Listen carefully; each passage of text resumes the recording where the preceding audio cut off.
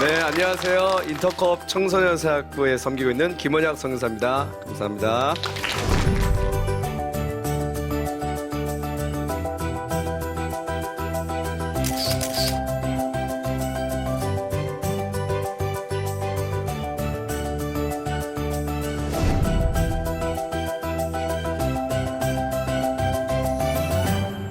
저희가 함께 나누고 싶은 주제는요, 이제 글로벌 시대 아닙니까? 이제 글로벌 시대인데, 우리 많은 부모님들이 우리 아이들이 사실은 큰 사람이 되길 원하죠. 네, 큰 사람이 되길 원하는데, 이제 문제는 주님 안에서 큰 사람이 돼야 됩니다. 왜냐하면은 아무리 세상에서 큰 사람이 돼도 하나님 안에서 큰 사람이 되지 못하신 분은 세상적으로는 영향력이 있지만 영적인 리더십이 없어요.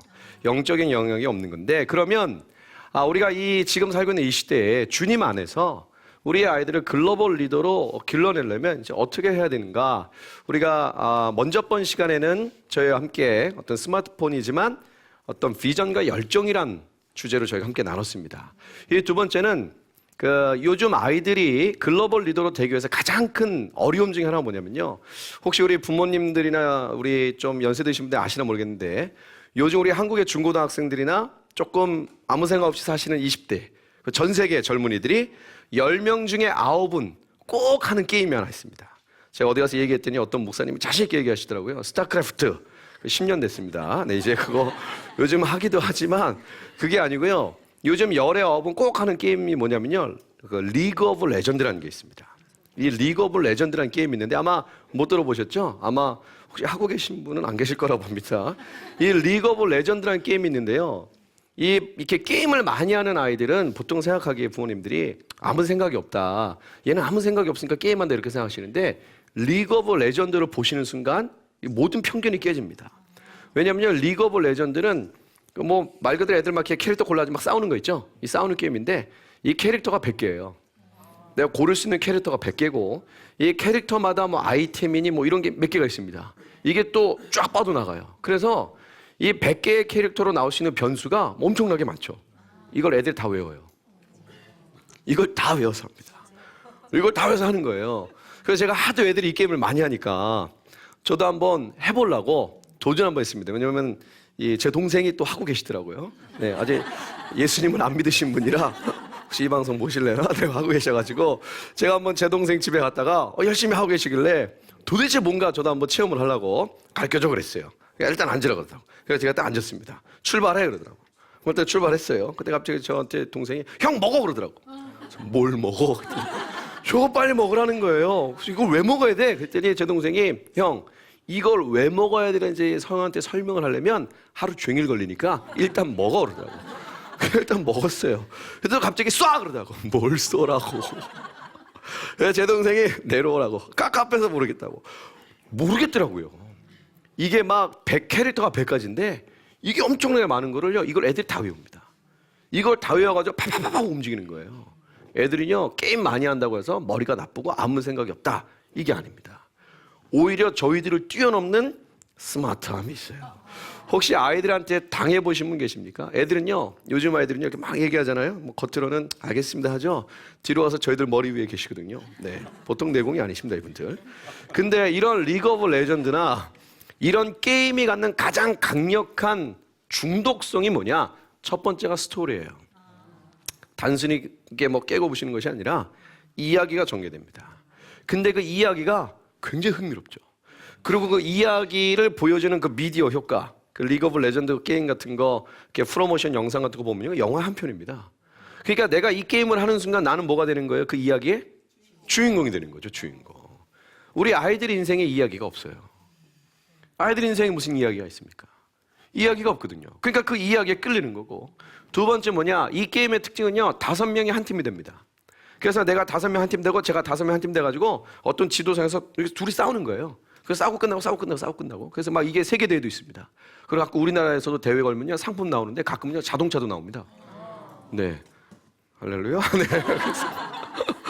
그러니까 이제 애들이 5명이 팀을 짜가지고 막 한단 말이에요. 자기네 팀이 막 등수가 올라가겠죠? 근데 갑자기 자기만 빠질 수 없다 이거죠. 의리 때문에. 그래서 남자애들이 이 게임에 한번 들어갔다 나오기 어려운 이유 중에 또 하나가 못 나온다는 거예요. 못 나온다는 거. 자, 그러면 아이들이 그것에 빠져드는 이야기가 바로 이 스토리인데요. 그럼 우리는 아이들에게 이야기해 줄 스토리가 없냐 이거죠. 우리는 아이들에게 이야기해 줄 가장 멋진 스토리가 있습니다. 그게 바로 하나님의 이야기 아닙니까? 그러면 하나님의 이야기를 현실적으로 표현한 걸 뭐라 그럽니까? 역사예요. 우리 역사가 영어로 보죠. His story. 그의 이야기 아닙니까? 근데 하나님의 역사가 있단 말이에요. 우리가 역사라는 게 뭐죠? 100년 전 이야기, 10년 전 이야기, 무슨 4년 전 이야기, 지난 이야기인데 이 하나님의 이야기가 역사라고 말하는 것은 뭐냐면요. 역사의 주인이 누구라는 거죠? 하나님이시다 이거예요. 지난날 역사에 왜 이런 일이 있었는가? 왜 역사는 이렇게 흘러왔는가? 그 뒷배경은 누가 있었다는 거예요? 하나님의 뜻대로. 그런 이 역사를 향한, 이 세상을 향한 하나님의 가장 큰 뜻, 실제적인 가장 큰 뜻이 뭡니까? 모든 민족에게 복음이 증거되는 겁니다. 그래서 하나님 이야기는 역사고 그 하나님 이야기, 기독교 역사의 핵심은 소위 오늘 현대사에서 말하는 선교라는 거예요. 다른 나라에 가서 복음 전해서 그 교회 세워 선교라는 겁니다. 오늘날 이 시대에 우리 아이들이 글로벌 리더가 되려면요 반드시 해야 되는 게 뭐냐? 선교적으로 살아야 돼요. 선교에 대해서 알면 안 되고 선교적으로 살아야 됩니다. 그럼 선교적으로 사는 게 뭐냐? 그걸 왜 인생 사는 거예요? 그럼 무조건 다 선교사가 되라고요? 아니요. 요즘 같은 시대는요 가는 선교사도 있고 보내는 선교사도 있고 다양한 선교사도 있습니다. 저도 오래전에 청년 때 이 하나님의 이야기에 제가 충격을 받았죠. 하나님 역사의 주인이시구나. 인생 그냥 사는 거 아니구나. 이 하나님의 역사에 내가 뛰어 들어가야 되겠구나. 그래서 저도 선교사로 헌신했고, 저는 오래전에 얼마 전에 지진 났던 나라 이란에 선교사 나가려고 준비하다가 훈련 다 마치고 이제 선교사 나가야지라고 했는데 그때 하나님이 제 인생에 한 번도 생각하지 못했던 이 청소년 사역을 시작하게 하셨어요. 그래서 처음에는 2, 3년 하고 선교사 나가려고 그랬는데 시간이 10년이 생길지 몰랐죠. 그럼 제가 지금 청소년 사역을 하는 이유가 뭐겠습니까? 선교 때문에 하는 거예요. 아이들에 대한 하나님의 부르심도 있고 아이들도 사랑해서 하지만 하나님의 역사를 이루려고 보니까 이 선교의 역사가 완성돼야 되는데 이것을 이어나갈 다음 세대가 없네? 그러니까 저는 이거 하는 거라고요. 각자 그 하나님이 주신 은사대로 각자 부른 대로 그거 하는 건데 우리 아이들이 어렸을 때부터 가슴 뛰는 비전으로 살아야 되는데 그 중심에 무엇이 있느냐? 하나님의 이야기. 그 리그 오브 레전드의 쓰잘데없는 그런 스토리가 아니라 이 변치 않는 이 세계를 움직이는 하나님의 이야기인데 그 이야기 중심에 뭐가 있냐 이거예요. 선교거든요. 선교. 그래서 사실은요 어렸을 때부터 우리 아이들이 선교적인 삶을 살 수 있도록 우리 부모님 같이 움직여야 됩니다. 선교지도 갔다 와야 되고 가서 그 영혼들도 만나고 복음도 증거해보고. 제가 오늘 이렇게 녹화하는데요. 오면서 그 생각 났습니다. 우리 함께 지금 이렇게 함께 방송하는 이 장소 바로 밑에서 제가 청소년 사역을 처음 시작했을 때 첫 번째 기도회를 했던 곳이에요. 바로 이 장소. 참 의미가 있고 또 그래서 이제 오면서 그 생각이 났어요. 제가 이란 나가기 전에 이란 나가려고 막 발버둥 쳤는데 갑자기 하나님이 제 머릿속에다가 제 인생 가운데 다음 세대 중고등학생들은 부르심을 주셔가지고 첫 기도회를 하는데요. 그때 이렇게 막 기도했는데 그냥 마음속에 어떤 그림이 생각났습니다. 어떤 그림이 생각나냐면은 강물이 막 흐르고 있었어요. 강물이 막 세차게 흐르는데 그 흐르는 강물에 어떤 물고기들이 그 강물에 막 거꾸로 막 거슬러 올라가더라고. 막 거슬러 올라가는 거예요. 그래서 제가 막 기도하면서 그런 어떤 그림이 막 떠오르는데 그냥 제 마음에 왠지 하나님이 그렇게 질문하시는 것 같더라고요. 목소리는 안 들렸지만 이 물고기가 뭔지 아느냐 꼭 이렇게 질문하시는 것 같더라고요. 여러분 강물을 거꾸로 거슬러 올라가는 물고기 아시죠? 걔 누군지 알죠? 그의 이름을 연어라고 합니다. 그래서 제가 연어인데 그렇게 생각을 하고 있었어요. 근데 또 그런 마음이 또 들더라고요. 그냥 마음속에 왜 연어가 물을 거슬러 올라가는지 아느냐. 그 학교 때 배웠잖아요. 회귀본능, 알라러 가고 그러게 말해요. 좀 이해 안 되죠. 걔는 왜 거꾸로 물을 거슬러 올라가는지. 근데 제 마음 가운데 어떤 마음이 들어봤냐면요. 하나님 그런 마음이셨어요. 내가 그렇게 창조했다. 연어가 물을 거꾸로 거슬러 올라가는 가장 큰 이유는요. 회귀본능도 있고 알라러 가고 여러 가지 이유가 있는데 진짜 이유가 뭐예요? 그렇게 창조하신 거예요. 우리 가끔 아이들을 향해서 너는 왜 그러니? 왜 그렇죠? 우리 닮았잖아요. 우리 닮았어요. 하나님 우리 그렇게 만드셨거든요. 그러면서 그때 하나님 제 마음 가운데 이 시대에 연어처럼 물결을 거슬러 올라가는 새로운 세대가 일어날 거다라는 어떤 그 마음의 감동을 주셨어요. 그때만 해도 저는 어떤 생각이 있었냐면요, 이 음란하고 이 더럽고 이 추악한 세상에 거룩하고 성결하게 이 시대를 뚫고 일어나는 아이들이 일어나야 된다, 이런 마음이 있었거든요. 시간이 지나면서 더 크게 하나님이 망각을 알게 하셨어요. 지금 이 새로운 세대는 선교라는 것은 무엇입니까? 역사로 움직이는 하나님의 거대한 물줄기예요. 여기에 동참하는 겁니다. 이런 어떤 일이 벌어지죠? 역사를 만드는 거예요. 그래서 우리가 기독교인들, 그리스도인들 우리가 뭐라고 표현합니까? History makers. 역사를 만드는 자들. 지금 우리 다음 세대 아이들에게 가장 사라진 것 중에 하나가 뭡니까? 역사거든요. 제가 많은 교회를 다녀봐도 우리 주일학교에서 아이들에게 역사 가르치는 교회 많이 못 봤습니다. 1866년도 27살의 한 청년이 저 대동강변에 와서 모기 잘려 순교하셨어요. 그분의 이름이 뭐죠? 토마스 선교사님. 그러면서 그렇게 뿌려진 그 피가 우리 한국 교회를 살린 거 아닙니까? 이 나라 인민족을 살렸어요. 그 소식을 듣고 또 수많은 젊은이들이 이 땅에 그냥 이름 없이 왔다고요. 그때는 그분들의 삶이 되게 초라해 보이고 되게 의미 없어 보이지만 시간이 지나니까 그분들은 뭡니까? 하나님의 역사를 만들어 갔거든요. 우리의 자녀들이 잠깐 반짝 폈다 사라지는 그런 꽃처럼 뭔가 세상에서 잠깐 반짝 인기 있었다 사라지는 그런 인생을 살기를 원하십니까? 아니면 영원한 하나님의 역사를 이끌어가는 하나님의 역사를 만들어가는 아이들이 되기를 원하십니까? 다니엘서 12장에 그런 말 있지 않습니까? 하늘의 궁창의 빛처럼, 하늘에 빛나는 별처럼, 이런 인생이 필요하다 이겁니다. 그러려면 선교적으로 살아야 돼요. 선교해야 됩니다. 선교사만 선교하는 시대는요, 이미 오래전에 끝났어요. 이제 우리는 아직도 여러분 생각해 보세요. 2000년이 지나갔습니다. 예수님이 이 땅에 오신 지 2000년이 지나갔다고요. 그런데 2000년 동안 아직도 복음을 못 들어본 민족이 있다는 거예요. 너무 황당하지 않습니까? 하나님은요, 모든 사람을 사랑하시죠? 우리 주님은 모든 민족의 모든 사람을 사랑하신다고요? 그런데 그 아버지가 딱 봤는데 자기 아들이 2000년이나 됐는데도 이 소식을 못 들었어요. 왜요? 딴 아들이 안 갔거든. 이거를 아는 아들이 자기 형제에게 가서 자기 자매에게 얘기해줘야 돼요. 너희 아버지가 있다고, 너희 아버지가 살아계신다고, 너 이렇게 살지 않아도 된다고 복음을 얘기해야 되는데 그걸 2000년 동안 얘기 안 했다고요. 근데 문제는 뭐냐면요, 모르면 죽는 거예요. 영원히 죽는 거라고. 근데 그거를 2000년 동안 얘기를 안 해줬어요, 얘한테. 너무 기구한 민족 아닙니까? 소위 요즘 시대에 아직도 복음을 들어보지 못한 민족들은요, 경제적으로도 사회적으로도 어려운 민족들이 많이 있습니다. 정말 어려워요. 먹을 것도 별로 없는 민족들. 그리고 사회적으로도 좀 어려움이 있고 국제적으로도 어려움이 있고. 근데 그런데도 복음도 못 들었어요. 2000년 동안이나. 너무 기구한 거 아닙니까? 우리 아이들이 이거 알아야 됩니다. 이걸 아는 아이들은요, 틀이 달라져요. 인생을 보는 틀이 달라집니다. 여러분, 사실 인생을 사는데 가장 큰 어려움 중에 하나가 뭔지 아세요? 여유가 없는 거거든요. 자기 인생에 문제 막 터지잖아요. 그럼 그거밖에 안 보이잖아요. 나는 어떡하고 뭐 이거밖에 안 보이거든요.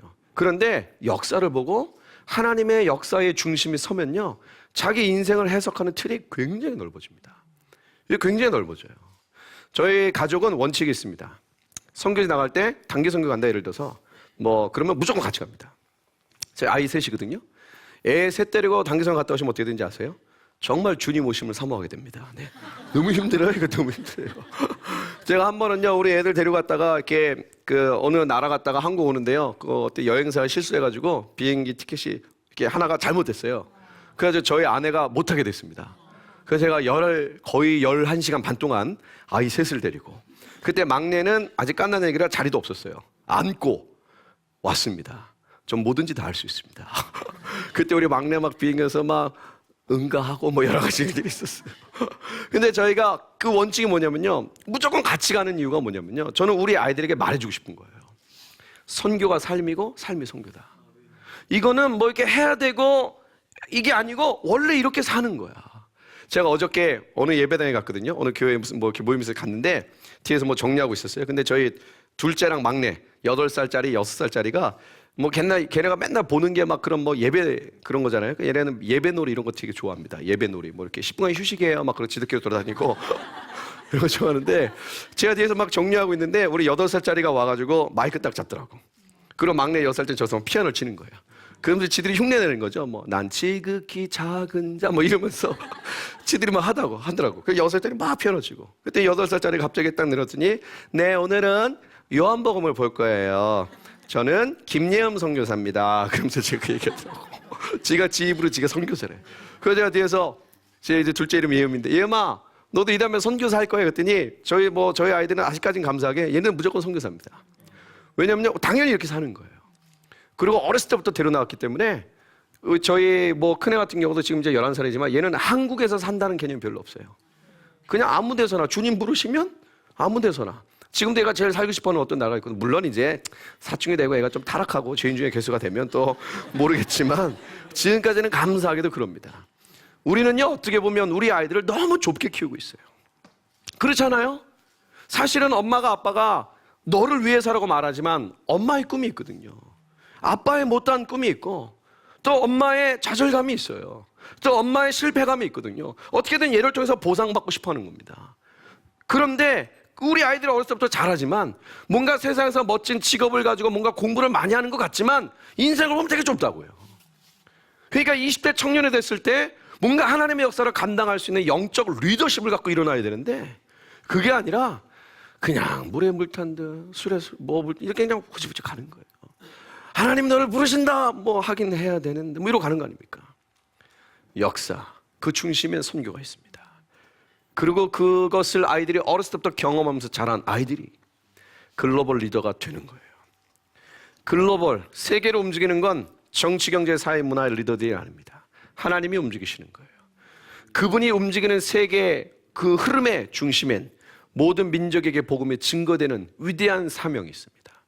그래서 그것을 감당하고 또 그렇게 사는 아이들은 하나님이 기르시는 거예요.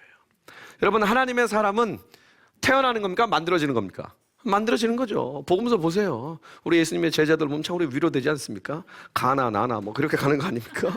근데 나중에 사도행전으로 넘어가 보세요. 어마어마하죠? 엄청난 리더십과 능력으로 일어난다고요. 하나님이 만드시는 거 아닙니까? 저도 그렇고 여러분도 그렇고 인생을 돌아보세요.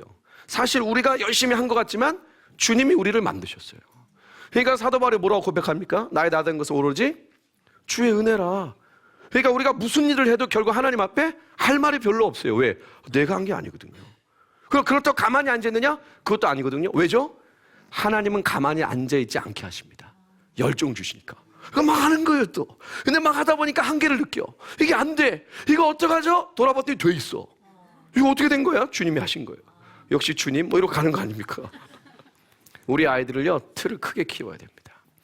그거 앉혀놓고 뭐 세계에 돌아가는 정세, 뭐 영어, 외국어 이것도 필요하지만 이것보다 어렸을 때부터 선교하는 그리고 선교지를 갔다 오는 하나님의 역사를 보면서 자란 아이들이 글로벌 리더가 되는 거예요.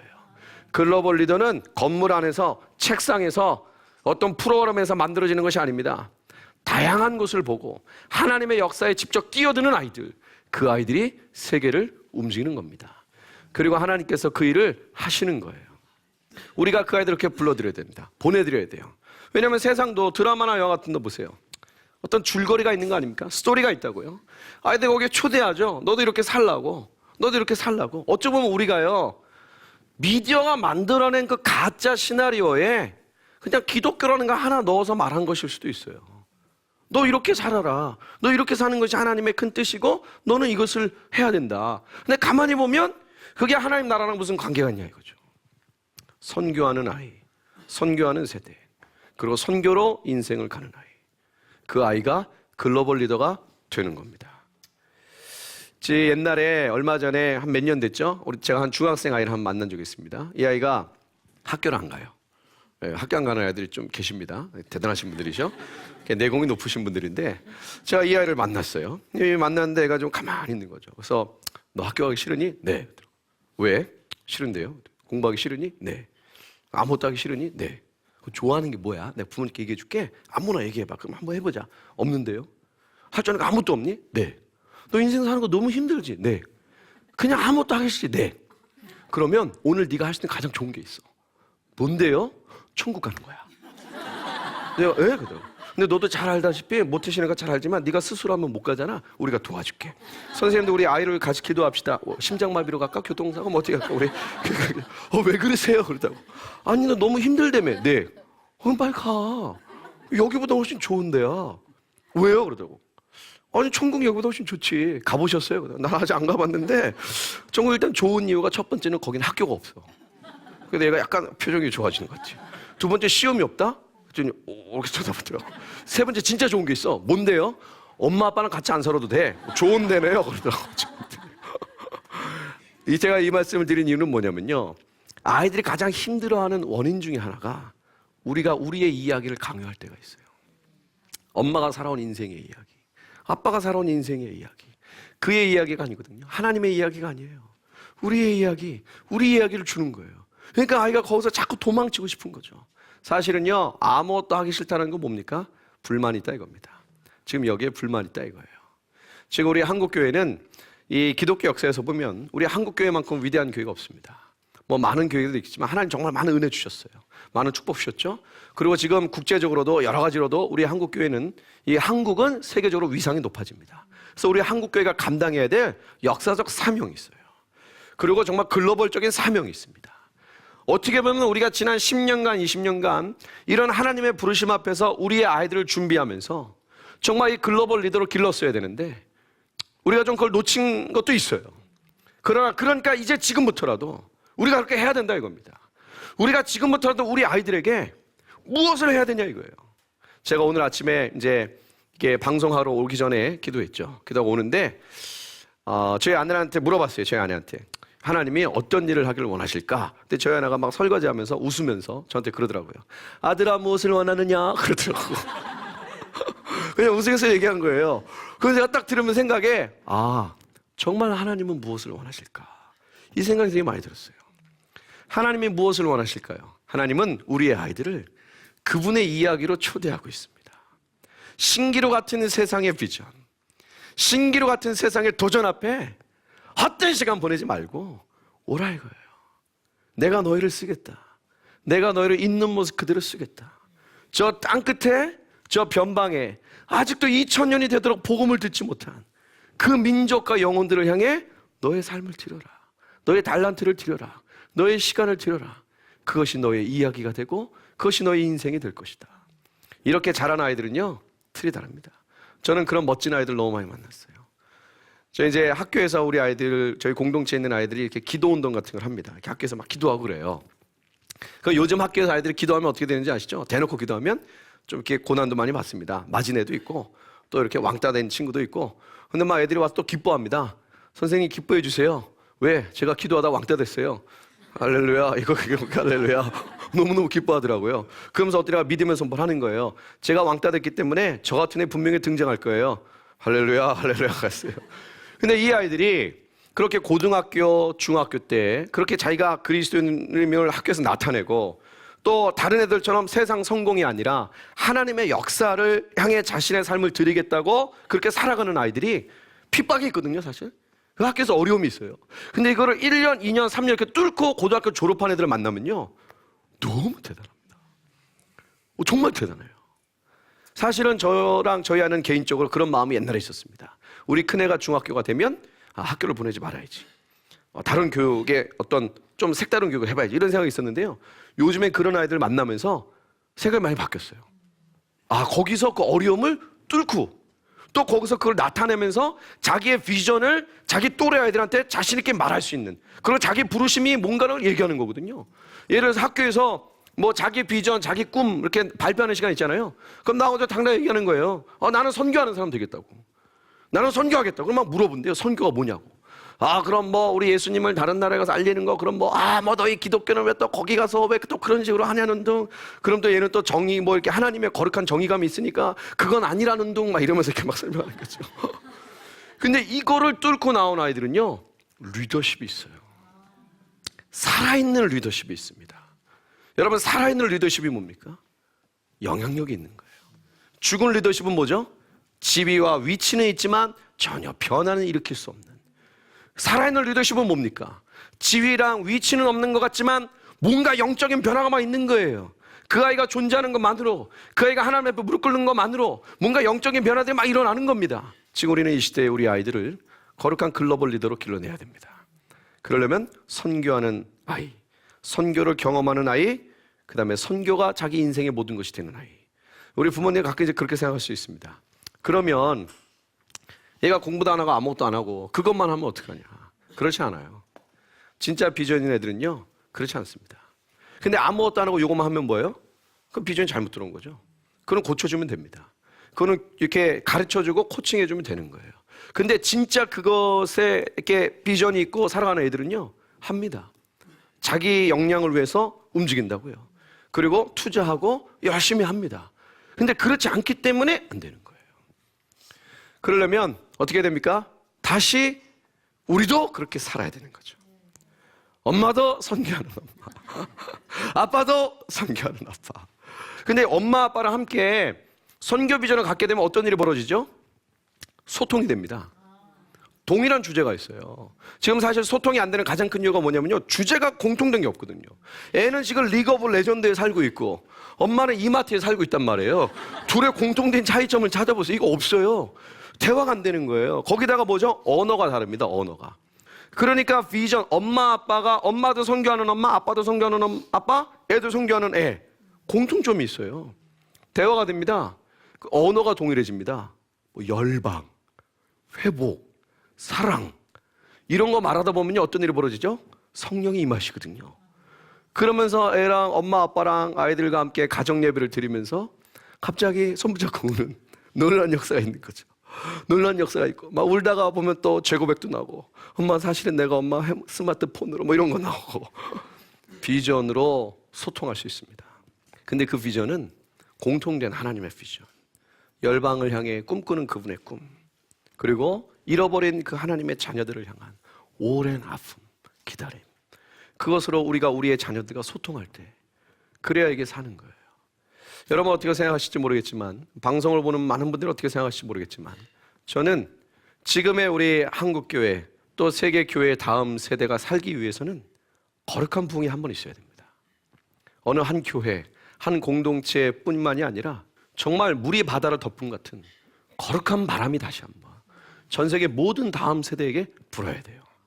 그런 그 바람이 부는 통로가 어디입니까? 가정이에요. 패밀리. 가정입니다. 그래서 저희가 외치는 표 중에 하나가 BTJ 패밀리, Back to Jesus. 예수님께로 다시 돌아가는 거룩한 가정들이 전 세계에서 함께 하나님의 비전으로, 이제는 아이뿐만이 아니라 가정이 하나님의 이야기 속으로 함께 뛰어들어갈 때 모든 세대가, 단절됐던 세대가 함께 손을 붙잡고 다시 한번 거룩한 부흥을 바라보고 꿈을 꾸는 그런 일들이 와야 된다고 저는 생각합니다. 우리 사랑하는 우리 많은 분들 이제 같이 기도해 주셨으면 좋겠습니다. 그리고 같이 또 하나님께 무릎 꿇고 거룩한 손을 들었으면 좋겠습니다. 하나님, 우리 인생의 이야기가 하나님의 이야기가 되기를 원합니다. 하나님, 우리 인생에 나아가는 방향이 하나님의 이야기, 그 역사의 방향이 되기를 원합니다. 그 역사의 방향, 잃어버린 아버지, 아들과 딸, 그 열방이, 그 민족이 주님께 돌아오는 놀라운 하나님의 위대한 역사에 나와 또 우리 가족과 우리 아이들이 그 하나님의 역사에 동참하는 일들이 있기를 원합니다. 그래서 하나님, 우리 아이들 다가올 시대 앞에 하나님의 역사를 움직이는 위대한 글로벌 리더가 되게 하여 주시옵소서. 글로벌 리더는요, 학문으로, 돈으로, 프로그램으로 절대 만들 수 없고 하나님의 이야기, 선교 동참할 때 글로벌 리더가 되는 것입니다. 위대한 이 하나님의 부르심과 꿈을 저와 여러분 함께 꿈꾸는 시간 됐으면 좋겠습니다.